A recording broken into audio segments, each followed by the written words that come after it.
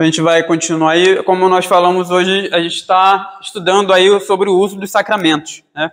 E a gente já viu há algumas semanas que os sacramentos, eles, como a gente falou aqui no início, né? Eles não contêm uma graça intrínseca neles, né? Então não é a ideia de que a Igreja Católica tem, né? De que basta a pessoa ser batizada e ela já recebe essa graça, né? Por exemplo, se alguém estiver em coma, né, e for batizado, como os católicos creem que num batismo regenerador, numa regeneração batismal, então essa pessoa, mesmo se ela não tiver fé, né, mesmo se ela não tiver nem consciente daquilo ali, o batismo já vai conferir a ela a graça da regeneração, né, e da salvação. A gente não crê assim. O batismo é um meio de graça, assim como a ceia, mas eles não contêm graça neles mesmos. É preciso que Deus conceda essa graça e também que a pessoa que se utiliza dos sacramentos tenha fé para receber os benefícios que Deus nos confere através desses sacramentos, né, dos meios de graça que Ele nos concedeu. Então, a pergunta de número 162, ela diz o seguinte, né, o que é um sacramento? Vamos responder tudo juntos? O sacramento instituído por Cristo na sua igreja para significar, selar e aplicar àqueles que estão no pacto da graça os benefícios da sua mediação para fortalecer e aumentar-lhes a fé e todas as demais graças, compelindo-os à obediência, para que testifiquem e partilhem do amor e da comunhão uns para com os outros e para distingui-los dos que estão de fora. Então vamos ver aí agora os textos bíblicos a respeito disso, né? Os sacramentos são ordenanças santas instituídas por Cristo em sua igreja, isto é, em e para o corpo visível do povo do pacto de Deus. Então, esses textos aí são claros, né? Mateus 28, 19. Alguém abre lá pra gente? Mateus 28, 19, depois Mateus 26, 26 a 28. E ensinando a fazer discípulos de todas as nações, batizando-os em nome do Pai, do Filho e do Espírito Santo. Isso aí.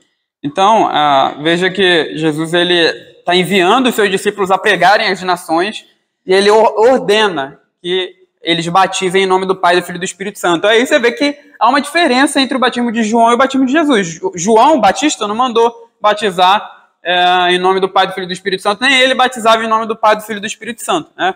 Então o batismo de Jesus é diferente do batismo de João. Tanto é que quando o Paulo, né, o apóstolo Paulo, ele chega lá na cidade de Éfeso, ele encontra ali alguns discípulos de João Batista e ele pergunta, né, se eles já receberam o Espírito Santo, e eles falam que nem sabia, né, nada sobre isso. E aí Paulo os batiza em nome de Jesus. Eles só tinham recebido o batismo de João. E aí Paulo batiza eles com o batismo que Jesus ordenou, porque é outra coisa, é outro batismo, né? E aí eles recebem o Espírito também. Então tá vendo que Jesus institui o batismo lá em Mateus 28, 19. Quem abriu lá em Mateus 26, 28 também pode ler, por favor. Jesus teve o seu partir e deu o nosso de tomai e comer, isto é o meu corpo. A seguir, tomou o cálice, tendo dado graça, e deu ao discípulo, dizendo: bebei dele todos, porque isto é o meu sangue, o sangue da nova aliança, derramado em favor de muitos para me receber pecados. Então, Cristo, ali ela leu o texto, né, em que Cristo institui a ceia do Senhor, né? Então, os sacramentos são ordenanças santas instituídas por Cristo em sua igreja, isto é, em e para o corpo visível do povo do pacto de Deus. Os sacramentos têm o objetivo de significarem, selarem e evidenciarem os benefícios da obra redentora de Cristo. 1 Coríntios 11, 24 e 25, por favor, alguém abra lá. 1 Coríntios 11, 24 a 25. E tendo dado graças, o partiu e disse: Isto é o meu corpo, que é dado por vós. Fazei isto em memória de mim. Por semelhante modo, depois de haver ceado, tomou também o cálice, dizendo: Este cálice é a nova aliança no meu sangue. Fazei isto todas as vezes que o beberdes em memória de mim. Então, tá vendo? A ideia de que o sacramento ele tem a ver com os benefícios da obra de Cristo. Eles significam, selam e evidenciam os benefícios da obra do Senhor Jesus. O que Cristo fez? Ele se entregou pelo seu povo, e aí a ceia mostra ali a ideia do corpo dele e o sangue dele para nos remir dos nossos pecados e para instituir uma nova aliança, né? Então, os sacramentos têm a ver com os benefícios da obra redentora de Cristo, né? Eu falei da ceia, mas o batismo também tem a ver com isso, obviamente, né? Porque no batismo, qual o benefício que o batismo significa, simboliza? Purificação. Simboliza também o Espírito Santo, né? O derramado do Espírito Santo sobre o crente, que purifica o crente, que traz essa purificação interior. Os sacramentos não são para o mundo, mas para os que estão dentro do círculo do pacto da graça, né? Ali, Êxodo 12, 48, alguém pode ler para a gente, por favor? Êxodo 12, 48.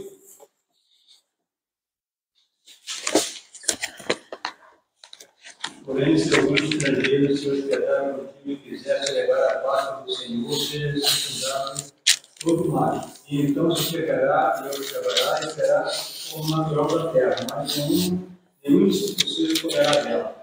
Então, os teólogos de Westminster eles usaram esse texto aí, né? Esse texto da Páscoa, porque a ceia do Senhor ela tem a ver com a Páscoa, né? Ela substitui a Páscoa. Então, você vê aqui que em Êxodo, Deus, ele, quando ordena que o seu povo celebre a Páscoa, ele diz que o estrangeiro não pode participar. Se ele quiser participar, ele tem que tomar o quê? O sinal da aliança de Deus com o seu povo, que é a circuncisão. E aí ele seria considerado como natural da terra, ou seja, natural entre o povo ali de Israel. Então, a ideia de que os sacramentos não são para o mundo, mas para aqueles que estão, né, no círculo do pacto, né? Ou uma outra palavra que a gente usa normalmente é a aliança, né? Pacto ou aliança. Os benefícios da mediação de Cristo constituem o sentido dos sacramentos. 1 Coríntios 10, 16, alguém abra lá para a gente?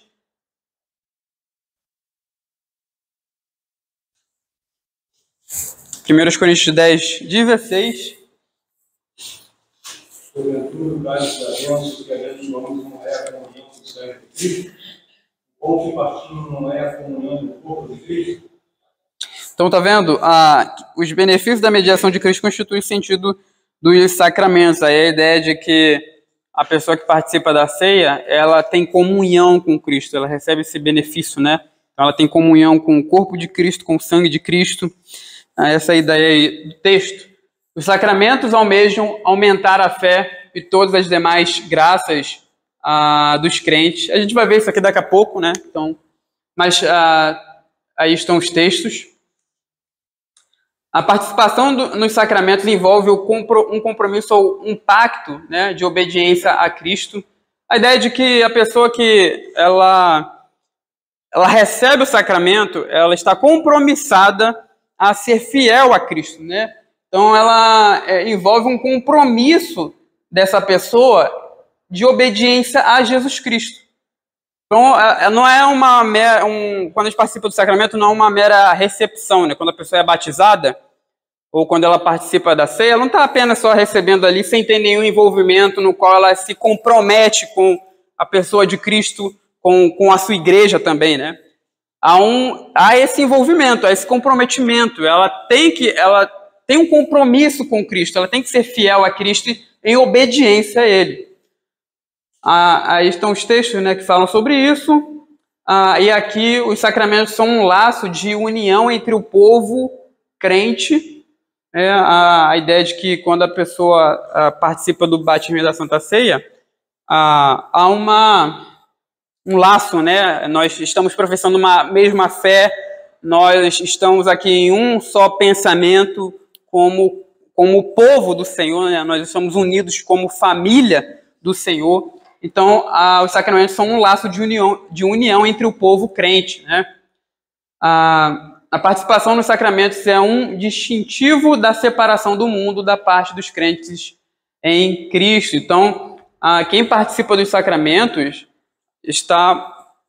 fica evidente ali que aquela pessoa está separada do mundo, né? É uma pessoa que está separada do mundo e faz parte do povo de Deus. É isso que acontece quando alguém é batizado. Quando alguém recebe o batismo, ele está falando, olha, agora eu vou ser fiel a Cristo, né? Eu creio em Cristo como meu Senhor, como meu Salvador, e eu agora não faço mais parte dos de fora, né? Eu estou separado com o povo da aliança, né? E na ceia a mesma coisa, né?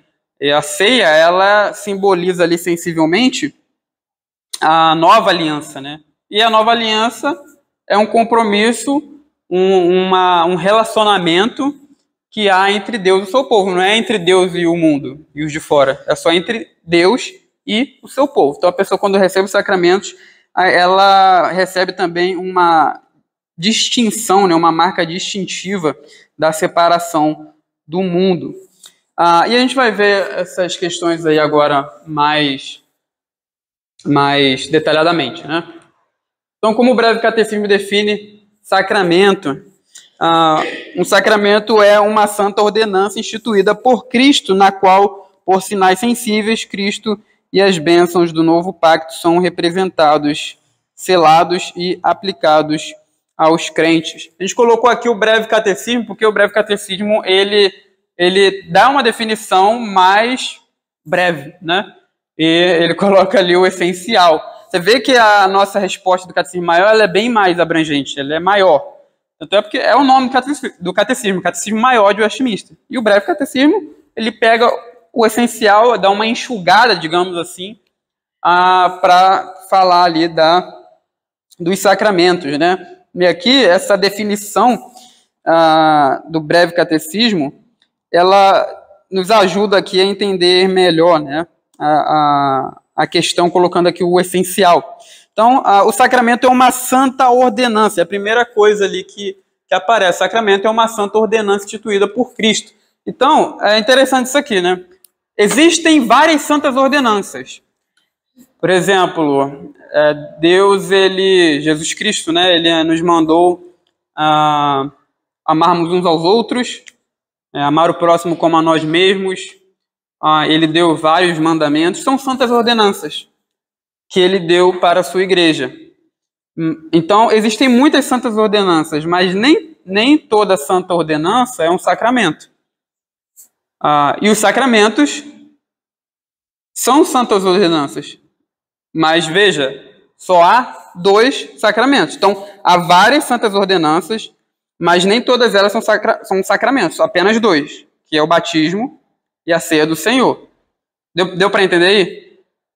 Tem várias coisas que Jesus nos ordenou. Se você for lá ler a Bíblia, o Novo Testamento, você vai ver várias coisas que Jesus nos ensinou, que ele mandou que a gente fizesse. São santas ordenanças. Mas apenas 2 dessas santas ordenanças são sacramentos, né? Então, é o que o Gerhardus Voss, ele comenta aqui, né? O sacramento é uma santa ordenança, pertence à classificação das coisas chamadas de santas ordenanças. Algumas santas ordenanças são sacramentos, outras não são, né? Então, e por que isso, né? Porque só há 2 sacramentos. E aí ele termina falando que todo sacramento é uma santa ordenança, né? E a gente vê ali na resposta do catecismo, no breve catecismo, também que os sacramentos são sinais sensíveis, né? Mas primeiro eu esqueci de comentar também que o sacramento é algo instituído por Cristo durante o seu ministério terreno. Então, essas ordenanças, que são esses 2 sacramentos, eles foram instituídos por Cristo, mas não foi depois que Cristo foi assunto aos céus, né? São ordenanças que ele ordenou enquanto ele estava na terra, né? E é interessante que, por exemplo, o casamento, né, ele destaca aqui, assim como o casamento, embora seja uma santa ordenança, não é um sacramento, pois não foi instituído por Cristo em sua vida terrena. Então, veja que Cristo ele ordenou o casamento, mas não é uma santa ordenança, mas não foi instituído por ele, porque o casamento já existia. No Antigo Testamento a gente vê o casamento. Por exemplo, lá em Gênesis, Deus já tinha instituído o casamento entre Adão e Eva.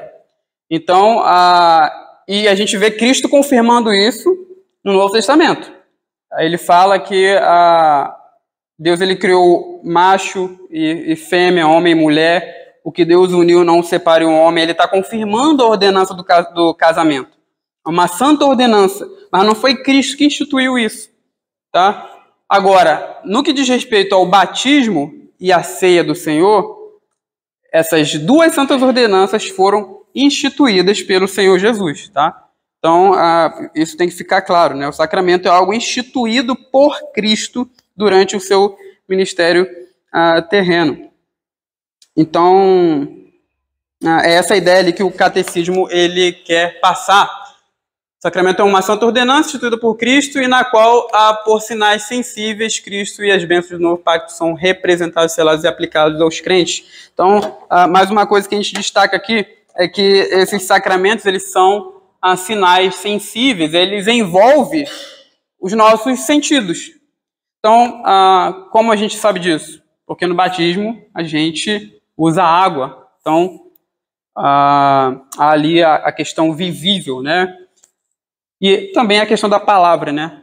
Questão auditiva. E a ceia do Senhor também ela traz essa ideia de sinal sensível, porque a gente come o pão que representa ali o corpo de Cristo e a gente bebe do cálice que representa ali o sangue de Cristo. Então, tá vendo? São coisas que mexem com os nossos sentidos. O paladar, né? A visão. Então, os sacramentos eles têm essa ideia aí de experiência sensível. Pode perguntar, Victória. Eu tinha perguntado se o pastor Paulo, na capítulo sobre isso, a questão da finalidade do batismo para Jesus e para nós.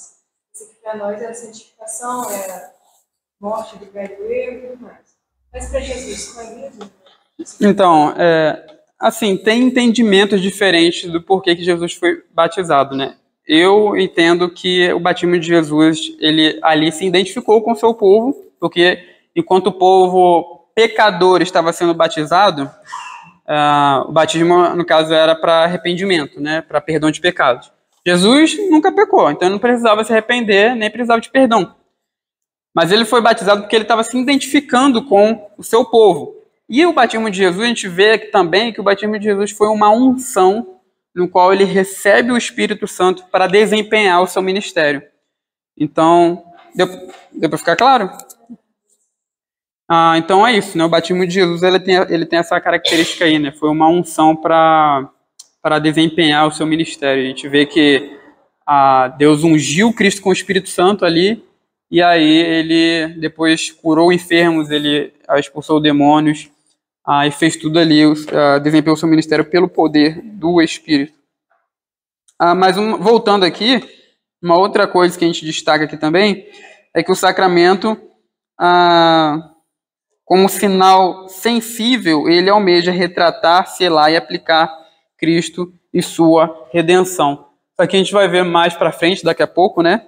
E para finalizar, o sacramento é para os crentes em Cristo e não para o mundo. Foi o que a gente viu ali também, no começo, quando a gente estava estudando os textos, né? Dando continuidade aqui, qual é o significado original da palavra sacramento? A palavra sacramento não ocorre na Bíblia, assim como a palavra trindade não ocorre, tá? Às vezes os teólogos eles usam termos para explicar uma doutrina, tá? Mas não quer dizer que porque o termo não está na Bíblia que seja... A gente tem que descartar ele, entendeu? Trindade não está na Bíblia, né? A palavra trindade não está na Bíblia, mas o conceito de trindade está lá. Deus Pai, Deus Filho e Deus Espírito Santo, né? Um Deus que subsiste em 3 pessoas. E sacramento é a mesma coisa, não está na Bíblia, mas a gente usa aí para ajudar a gente a entender a doutrina, para expressar a doutrina bíblica. Então, a palavra sacramento não ocorre na Bíblia, deriva da palavra latina sacramentum, que significa juramento ou voto, especialmente um juramento militar de fidelidade. Então, essa palavra aí, ela foi usada por alguns cristãos, né, para traduzir uma palavra bíblica que é chamada mistério. Então, existe a palavra mistério na Bíblia. A gente vê lá, por exemplo, quando Paulo fala assim, lá em Efésios, eu me refiro a este mistério, a Cristo e a igreja. E existem outros textos que usam essa palavra mistério. E aí, o que acontece?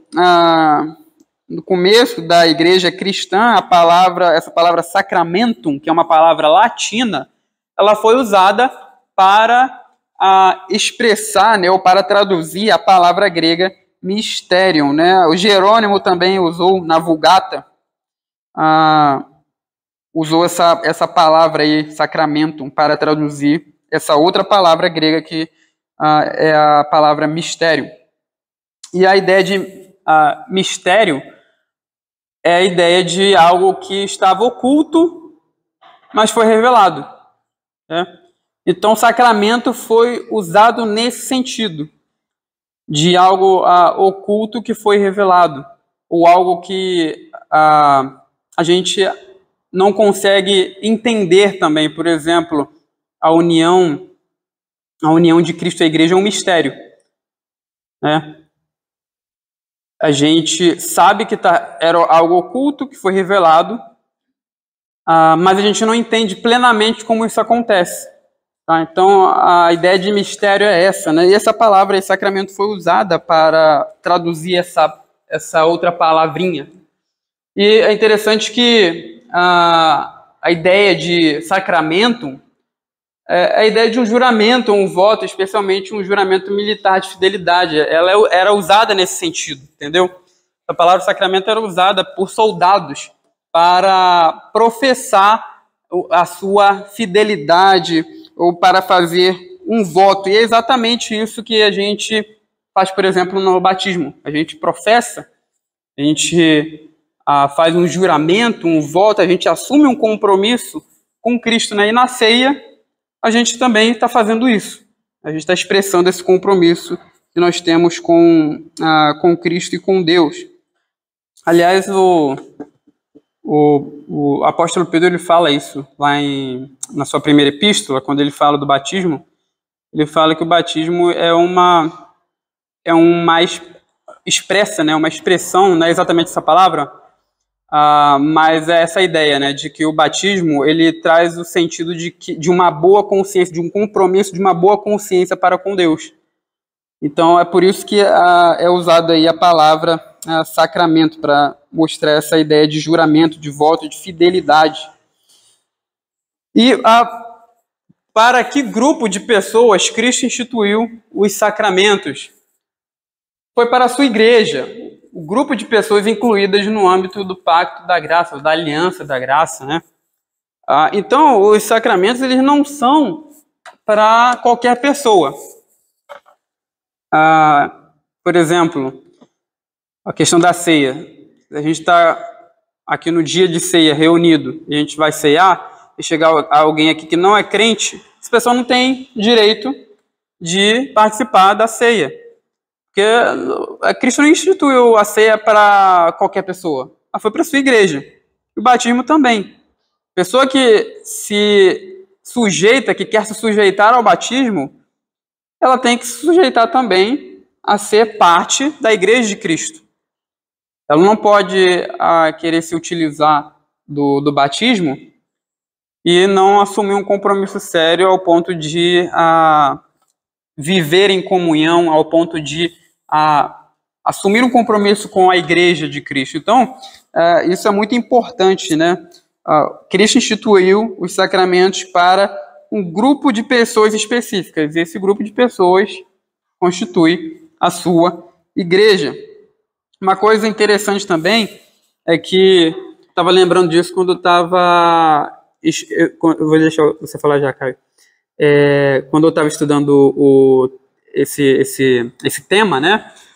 Eu estava lembrando de que, por exemplo, o ministro, o pastor, ele pode administrar os sacramentos, né? Ele é aquele que foi outorgado o direito e a responsabilidade de administrar os sacramentos. Agora, por exemplo, na época da pandemia, estava todo mundo afastado. Ninguém ceiou. A gente ficou sem ceiar durante um tempo, né? Um tempo considerável aí. O pastor, ele estava na casa dele com a família dele. Os pastores estavam na casa deles com os seus familiares, né? Eles poderiam servir a ceia para a família deles? Não, porque a família do pastor não é a igreja, entendeu? É a família do pastor. A igreja é outra coisa. A igreja é o corpo de Cristo. A família dos pastores são partes desse corpo, mas não são um corpo em si mesmo. Por isso que um pastor que estava afastado da comunhão, assim como todos estavam, né? Por causa da pandemia, ele não poderia pegar e administrar a ceia na sua própria casa, servir para sua esposa e para seus filhos. Porque a família dele não é a igreja, tá? É até falta de amor, né? Todo mundo sem ceiar, ele vai lá e serve a ceia para seus próprios familiares. Então ele não pode fazer isso, porque a ceia, o batismo foi instituído para um grupo de pessoas que é a igreja de Cristo. Pode falar, Caio. Eu acho também interessante, né, a gente saber exatamente por que a gente faz essas coisas, porque nós temos esses hábitos e a ceia propriamente. Né? Eu lembro, os católicos, por exemplo, existe todo culto, toda missa, eles tomam, às vezes, hóstia ou alguma coisa assim. Sim. E eles não fazem nem ideia do que significa. Né?